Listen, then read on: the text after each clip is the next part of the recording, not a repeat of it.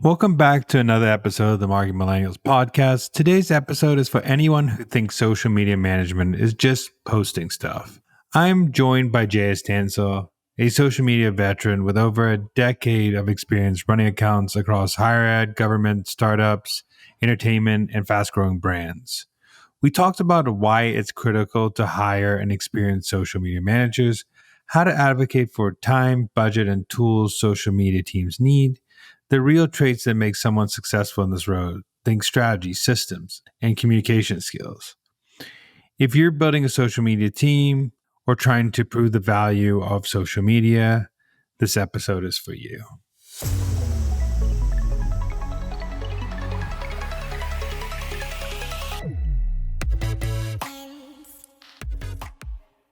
Welcome, JS, to the podcast. I've been following JS for a while on social media. He talks about all things social media. So first of all, give him a follow when you can, but I'm excited to chat about social media with him today. Yeah, I'm excited to be here. We've kind of crossed paths a bit on various platforms, and I'm glad to finally connect. I want to first ask you this question because I think to clarify for everybody out there, why is the role of social media so important?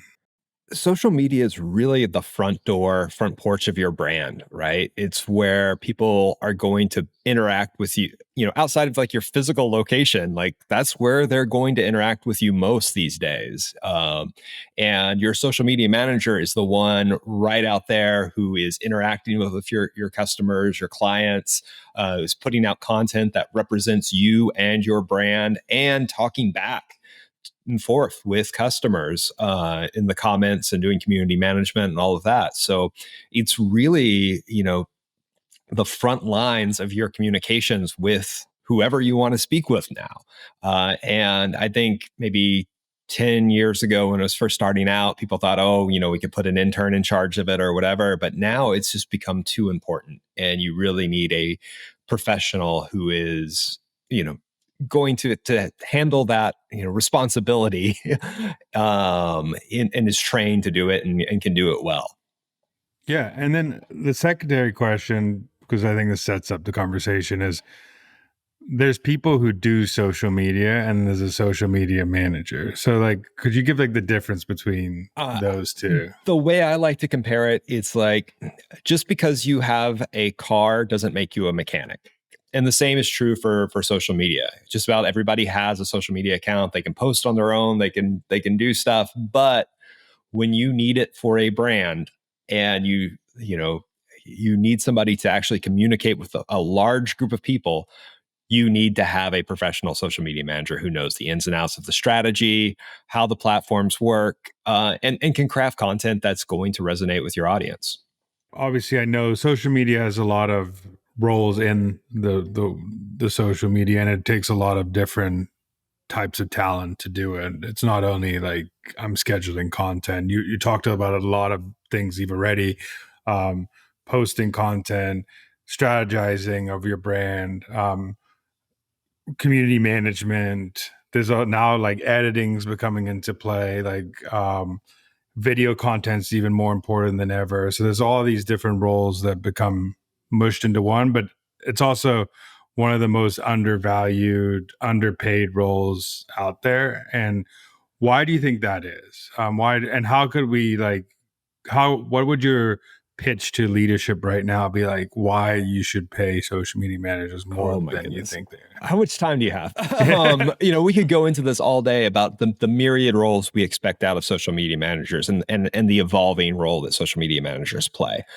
I think we need to get to a point where a social media manager is seen more akin to like a creative director who is overseeing a team of creatives to craft content for social, to help strategize, to look at the analytics and decide what to do next, rather than doing it all by themselves. Now, that's not a viable thing for every single brand and every single company. The teams can be smaller. You do have like that army of one social media manager who has to do it all. I think we need to recognize how much work a social media manager does and pay them properly for it. You wouldn't want somebody completely unexperienced You wouldn't hand them a microphone in front of thousands of people and say, hey, go represent my company without any sort of PR training or anything at all. So why do so many brands think, oh, I can just have an entry-level employee or an intern run our social media? You're asking for trouble. That's not to say that there aren't roles for interns and entry-level employees. You have to get your start somewhere, but they should always be working with a trained social media manager who knows how to represent a brand. So, my pitch, to executives is more about all the things that can go wrong. Is it worth the risk to save the money on your social media? We see stories all the time of social media managers going rogue or somebody making a slip up that costs the brand lots of mistakes, and it causes a lot of bad publicity for the brand. So it's really important that you have somebody who has that trained experience and knowledge and is also in tune with what's going on in the social world in ways that you do not.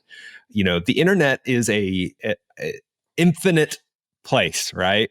I work in the entertainment industry now, and it always surprises me. I feel like I'm a very online person. I'm very knowledgeable about various influencers, what trends are big. But no matter how much there's always some like YouTube creator who has millions and millions of followers that you've never heard of. So you need somebody who really is online and understands the online environment that your customers are in, where to best recognize them, what trends are in, what things are not good for you to post. I always say it's kind of hard to quantify a negative of but how many times I've saved brands by saying, hey, let's rethink posting that. You need that person. Yeah, I mean, the 1.2 is, like you said, there's so many pockets of the internet, and especially now there's so many micro communities that if you're not in that or understand that micro community, you could speak out, say the wrong thing, or just be tuned out because you're not speaking their language or speaking how they or posting a trend that they don't care about, or like going down a path that you might turn them off of your brand for a long time, if you do that. I want to go also. So I know there's a pitch for you to tell me that why leadership should care, but how can, and there's a lot of social media managers who listen to this, like how could they advocate better for themselves internally to make sure they are getting the right treatment, getting the right pay, getting the right respect internally? Communication and training, those are two of the biggest things. Share both your wins and losses honestly with your higher ups. Let them know what's going on. Sometimes I would even in a Slack channel, you get those comments that say, give your social media manager a raise, or somebody says something nice about that. Screen cap it and send it. It's cringe. It doesn't feel comfortable doing it, but no one else is going to advocate for you, right? Your boss, unless you share with them the good things people say about what you're doing, their chances are they're not going to see it. So you need to be the person putting that in front of them. And then just education. One thing I did when I was the social media manager at Texas State University is once a semester, I would hold a social media training session for anybody at the university who wanted to come and learn more about what we did in the marketing office with social media, why we did it. If you have an event that you want promoted, how to get that promoted on our social media, all the things that entail in the decision-making process behind every post. And those were very well attended. People would come and, so I had a few that were standing room only. But that helped out a lot in people understanding, that it wasn't just random posting, that there was a strategy behind it. And that word got out around campus as well. So you've got to get out there and really educate people about what you're doing. Ask your boss if they have time, have them shadow you, like say, hey, I honestly believe that social media managers should be in the executive inner circle. Right. Invite yourself to those meetings, whether those decisions are made. One thing that really helped me get in with, executives in some of the companies and organizations I've worked with was as terrible as it is crisis comm. I've been through floods, tornadoes, all sorts of things. I started my career doing higher ed, and it felt like there was a crisis almost every other day. But being in those meetings and showing our VPs and president, like, this is what we're doing on social media. Here's a report of what's going on. Whether you ask for it or not, here it is. And slowly but surely, they start to understand the impact that you're having. I think that skill you just said, I think every marketer could think about doing that, because I think internal marketing for any role now, especially ones that are undervalued, is as important as what you're doing as a social media manager and getting the brand out there. So those trainings, those internal communications, the sharing of the wins, like, you have to be your best PR person internally. Otherwise, like you said, nobody's going to do it for you. Maybe if you have a good manager, they might do it, but you can't rely on your manager to do that for you. Oh, exactly. I when at one university I worked at, my boss led the media relations department, and professors, when they would go out and speak at conferences or whatever, and they would send a little thing to us to make a press release about and put it on the front page of the university website. And I'll be honest with you, nobody read those except other people at the university. So once I spoke at a conference, and it's like, hey, why are we not putting this on the front page of the website, just like we do for professors and things like that? It's like, my boss said, we don't really talk about our department. I'm like, well, we should. We need to. Let's get that out there. There was one we put out that, a professor appears on a podcast, and I had been on like 6 podcasts that year. I was like, we need to let the university know what we're doing, especially when you're working with faculty and professors who are incredibly smart, but they're going out and presenting and doing things at conferences, and we needed to share, hey, we're doing that too. We're also professionals in our field. So you've got to toot your own horn, and it feels weird to do, but no one else is going to do it for you. I even still, like, I every time I post like a win on LinkedIn, I feel like, oh, people are going to think I'm braggy before I post on that, but no one else is going to do it for you. So you got to do it. I know you're coming out with a book soon, and I want to just, you don't have to share all the nitty gritty that people could get, but I like, I know it's 10 principles of social media marketing, if I'm correct, but what are some like core, like, what is 1 or 2 core principles, if you could share, that every social media manager or every social media team needs to know to be successful in social media? Yeah, sure can. The name of the book is The 10 Principles of Effective Social Media Management. It's coming out in September, and each chapter covers a different principle that I think is core to being to effective social media management that is never changing. The challenge of writing a book on social media management is that, by the time it's written and printed and published and gets out to the consumer, it's outdated.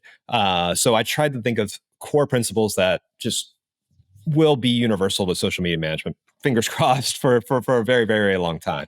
But things like, there's one chapter about effective social media management needs a budget, right? It's free the way a puppy is free. You can go to the animal shelter and pick up a puppy, but you've got to feed it, you've got to take care of it. And in that chapter, we really break down all of the things that you need to spend money on for social media management, from not just the paid social side, but like what equipment your social media manager needs, professional development opportunities for your social media manager, because we need to go out. The field changes so often that if we're not constantly learning, we're falling behind.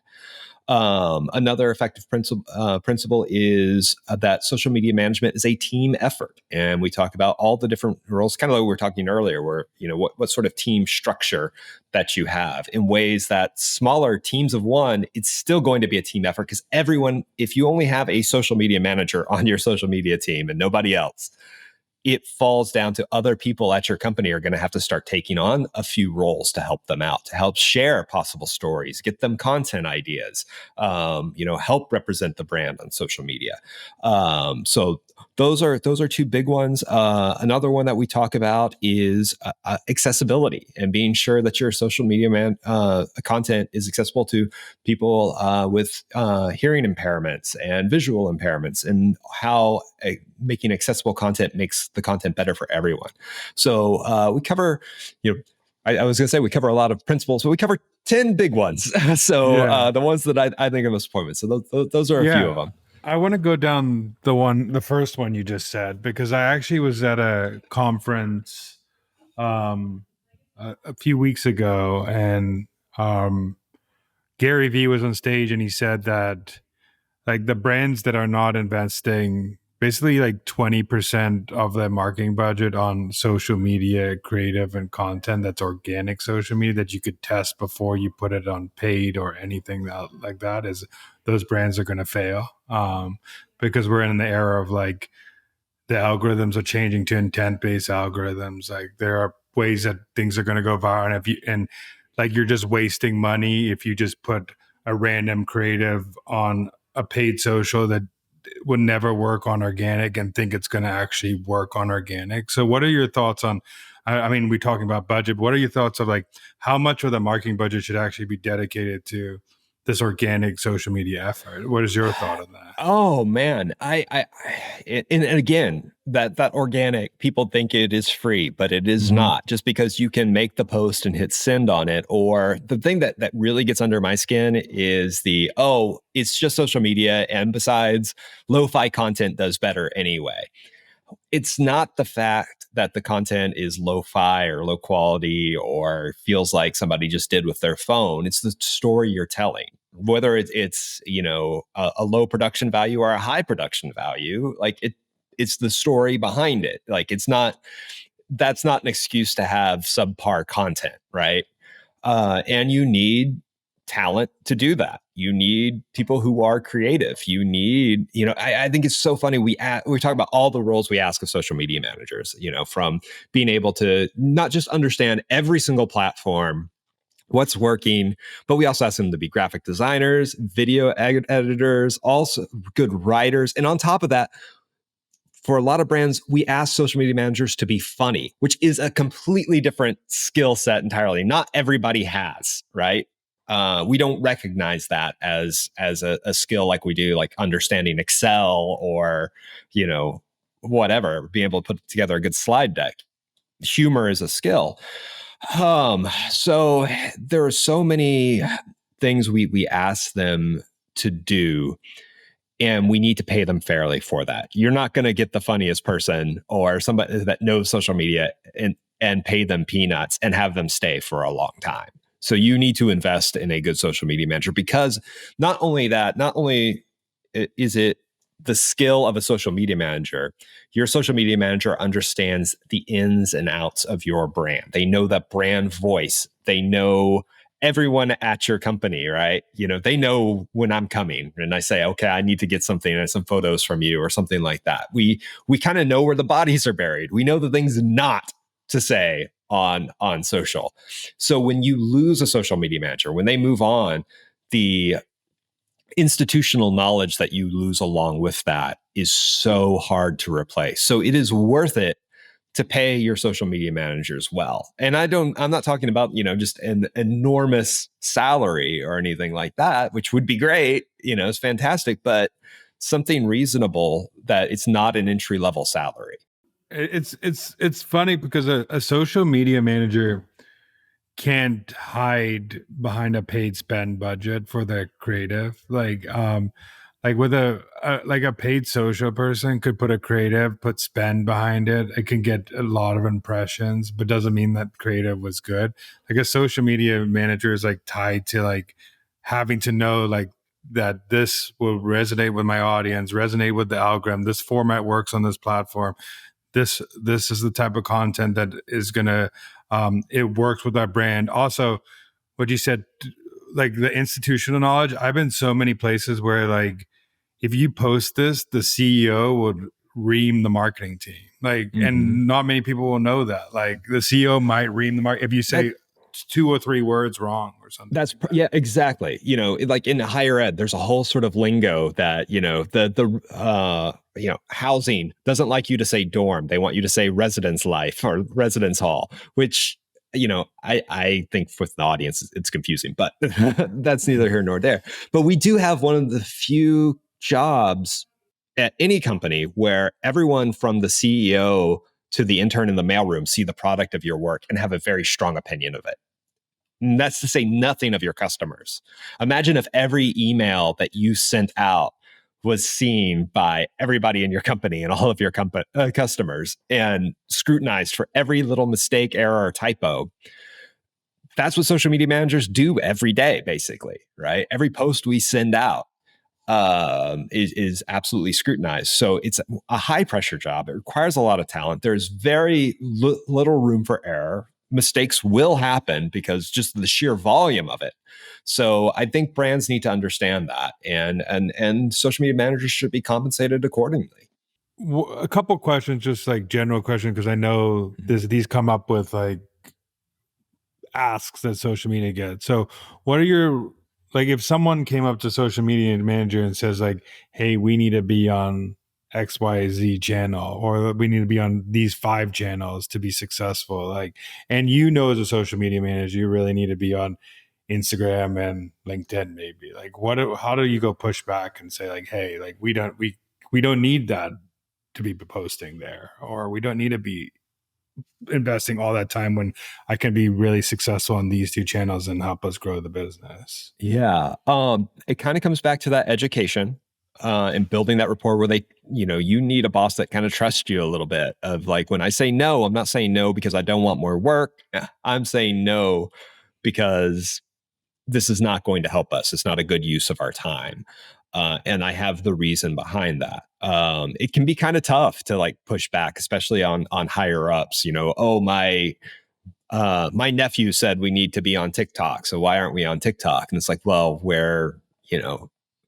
we sell accounting software, which there can be, but it may not be the right for your specific audience at that time. So also lay out the groundwork of like what it would take to be successful on that platform, right? Okay, well, I need this many hours to create videos, and we're going to have to, I can't speak on camera, so we're going to have to hire talent for TikTok. We're going to have to do all of this. This is what's going to take to do that. I try to advocate for a less but better approach with all of my clients of like, okay, where do we really want to zero in and focus? Because if we spread everything out, we're going to have diminishing returns. So pushing back can be really hard to do, but you have to do it respectfully. One thing I did, when I was at the Texas Department of Transportation, I felt like, I had different leadership giving me different protocol, different things they wanted out of it. So I asked my boss, I said, hey, can I send everybody in the C-suite an email and ask them, what are your 3 top goals for our social media? And they sent me their emails back, and not a duplicate answer in the bunch. Every goal was different, and they were all good goals, for the Department of Transportation. They were asking, they were saying, oh, we want to reduce traffic fatalities. We want to reduce the number of drinking and drivers. And that's excellent things you want to do. But if we asked our audience why they follow the Department of Transportation, it was because they wanted to know when the construction on the highway was going to be done, right? So I went into a meeting with all of the C-suite executives and said, hey, here are the goals that you've all sent me. Let's pick 3, right? And those are going to be our North Star goals. If it doesn't apply to one of those 3 goals, we're not doing it. And, and that gave me some leverage too to push back later on. Was like when they said, hey, can you post this? I'd be like, well, we had that meeting and remember how we agreed what our 3 goals were? This one doesn't match that. So that's another thing. I would definitely ask your supervisor's permission before you go out sending emails to people in the C-suite, but those sort of things really do help. I think one thing you also said is like, sometimes the audience is not going to, like, if you ask me to post this, it's just not going to get any like engagement, views, people are going to stop following. And the real goal is to get this like engaged group of people who want to like keep coming back and keep. And if you're posting content like, um, let's say like we're gonna like DUI content where people want to know, hey, there's a roadblock on this freeway today. You might stop getting people following you, and like we need people following us to keep like the lights on for social media. So Exactly. And sometimes they have reasons behind those posts that you're not aware of. So like trying to dig down and find that out. Like, when I was at a university, I had a professor who kept sending me this stuff to post that was just boring and dull. And finally I was like, found out after digging a while that his research had a grant that one of the stipulations was it had to be posted on the university social media for him to continue receiving the grant. So sometimes you have to like go, oh, I know this is going to hurt our engagement, but I see where they're coming from and why they need us to do it. So I'm going to hold my nose. I'm going to hit send on this, but and check off that box. So sometimes you do kind of have to meet them in the middle, but finding out why, the underlying reason, because sometimes it's, you might be able to serve them better in another way, right? They go, oh, we want it posted, but then you say, hey, this might actually work better, if you sent out we put you on our email newsletter or something like that, rather than on the brand social.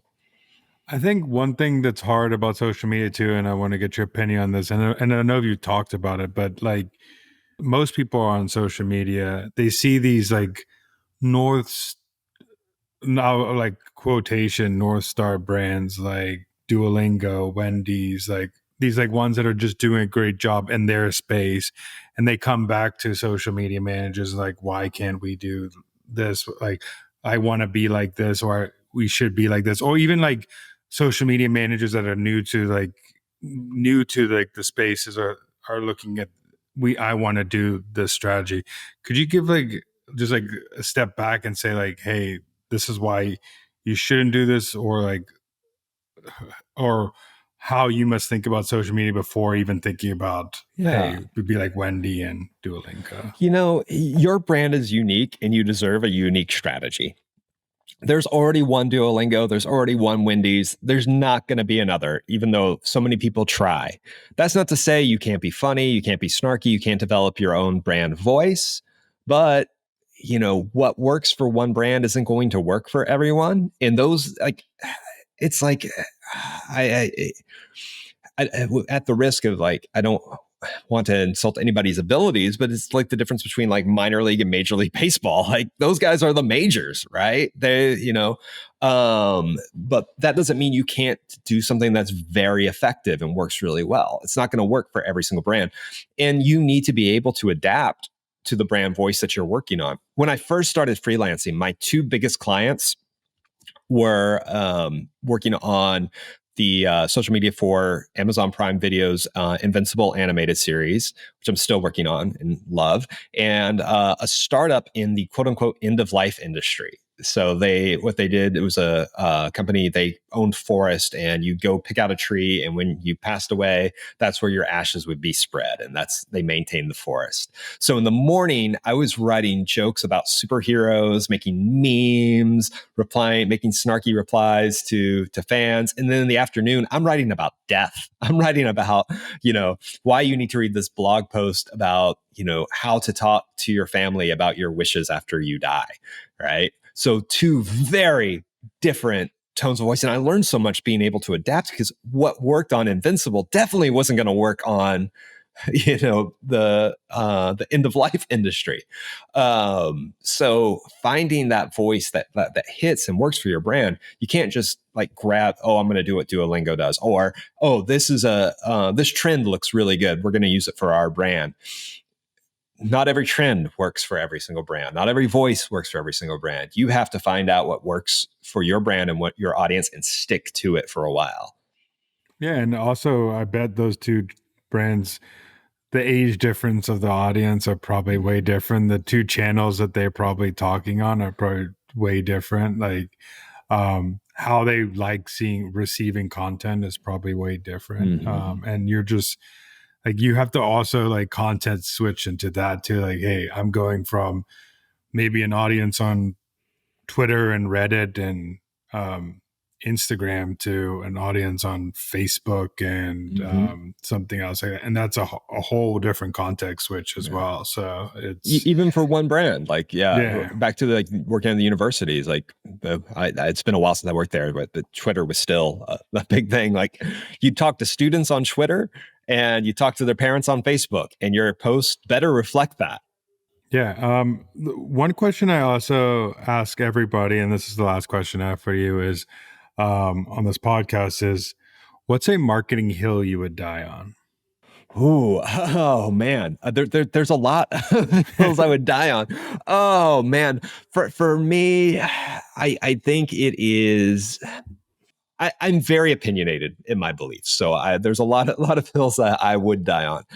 It's that you and come back to our original thought. You need to hire an experienced social media manager. They need to be teams. The days of the single social media manager are really over, right? And newer social media managers need that. They don't need to just be thrown into the deep end of the pool without any sort of training whatsoever, even fresh out of college, even if they have a degree in social media management. Until you've run social media, until you've been in the chair, you don't know how what it's going to be like. So I think we need to start building social media marketing teams and giving that on the job training to those new social media managers, and not just throwing them out to the wolves and saying, here are the passwords, go run it. Yeah, I mean, I think people also forget that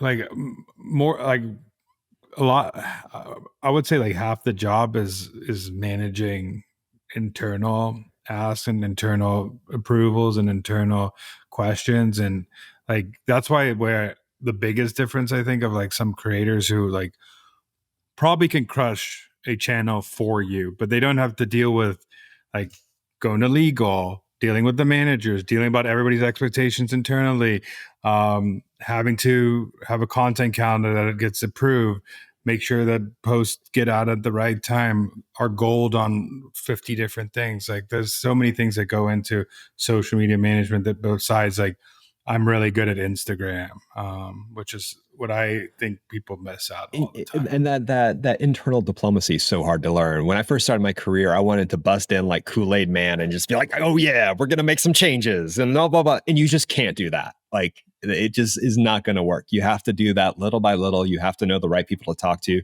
You've got to find an advocate within the business that will sing your praises in rooms that you're not in and do all of those things. So yeah, Yeah, I've it's a seen a lot of tough skill to learn. I've seen a lot of people who like say like the marketing manager or some manager wants that on the marketing team, but they just get shut down by leadership or shut down like we can't post like this or legal won't let me post like this, and you have to you even though you know what will be successful, you have to find a way to work in the guardrails of the company or go to a different company unless you could be very good at what you said, advocating like we need to do this, we need to do this, and that takes time and politicking and internally to make sure that everybody's on your side and you have a bunch of people on your side too, like who I'll add one thing before we go. Like those guardrails are not a bad thing. They're there to yeah protect you, and they're not there to stifle your creativity. If anything, let the limitations like guide your creativity to go, okay, I have like a set number of things I can do within this. Where can I be creative? Like the it's kind of like, I used to play guitar, so like I have all kinds of guitar references, but like Kurt Cobain, not the greatest guitar player ever, but the notes that he knew how to do awesome things with. And that's the same thing. Like as a social media manager, you work within limitations and you play with the notes that you have, right? yeah I mean for marketing in general, I think the best marketing plays like you need guardrails to be successful, because if you can go off the because you need that brand strategy, that overall marketing strategy, those lines to know how to play the game. Otherwise, you could be not playing the game how you think you could be playing the game and then failing. At least you have rule booked in Exactly. a game that you could play. And you know that it might be hard to be successful, but that's where they're hiring you to for your creativity to be successful in that in those guardrails. So I agree with you. I think more marketing departments actually need to like even communicate those guardrails better to make social media managers or any managers or directors or anything to be more successful. Otherwise, it's hard to win if you don't know like the rules of the game Exactly. internally. Um, cool. Well, thank you so much for joining. Also, I want to ask you one last thing. Where can people find you? What you're doing? All that good stuff. Yeah, I'm all over the place. I'm pretty much on every single social platform as at JS Stansel. I'm most active on LinkedIn these days, but also active on Instagram and TikTok. My book is coming out in September. Is 10 Principles of Effective Social Media Management. It's available for pre-order on Amazon or wherever you find your books. And that's probably those are the best places to find me.